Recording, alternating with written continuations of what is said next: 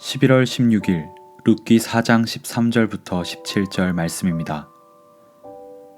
이에 보아스가 룻을 맞이하여 아내로 삼고 그에게 들어갔더니 여호와께서 그에게 임신하게 하심으로 그가 아들을 낳은지라.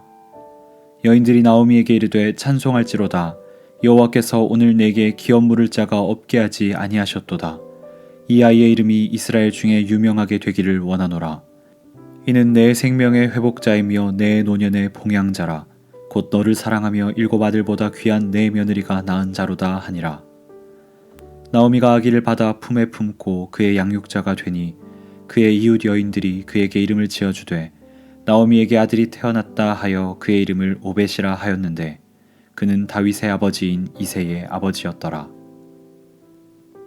오늘 말씀의 제목은 기업 물을 자를 통한 회복입니다. 우리 삶에 여러 가지 어려움과 문제가 찾아옵니다. 그러나 어떤 상황 속에서도 우리는 하나님께 감사할 수 있음을 룻기 말씀을 통해 깨닫습니다. 그 이유가 무엇일까요? 첫째로 기업 물을 자를 주셨기 때문입니다. 나오미는 모든 것을 잃어버리고 슬퍼하고 탄식했습니다.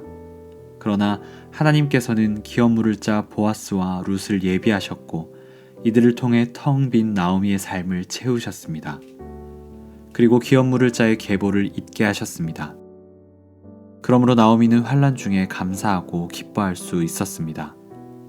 우리도 나오미처럼 기업 물을 자를 가지고 있음을 알고 계십니까?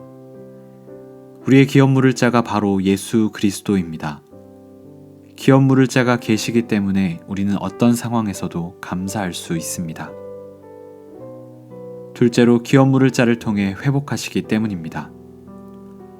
과거 이스라엘의 기업 무르는 제도는 단순히 혈통이 끊어지지 않게 하는 정도의 제도가 아닙니다.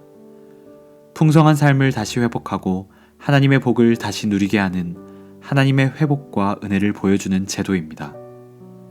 슬픔이 변하여 기쁨이 되고 가난한 자가 부해지며 쫓겨난 자가 다시 지위를 회복합니다. 하나님께서는 기업 물을 자 예수 그리스도 안에서 자기 백성을 회복하시고 만물을 회복하실 것입니다. 이 소망을 우리가 가지기에 어떤 상황에서도 감사할 수 있습니다. 마지막으로 셋째, 기업 물을 자를 통해 그의 뜻을 이루어 가시기 때문입니다. 때로는 하나님의 일하심이 눈에 보이지 않기도 합니다. 하지만 아무도 모르게 보아스, 오벳, 이새, 다윗을 예비하셨고 다윗의 씨로 오실 예수 그리스도를 예비하셨습니다.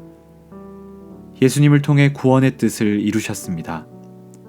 하나님께서는 항상 가장 선하신 하나님의 뜻을 이루어가고 계십니다. 그러므로 그 뜻을 믿고 기대하는 우리는 어떤 상황에서든지 감사할 수 있습니다.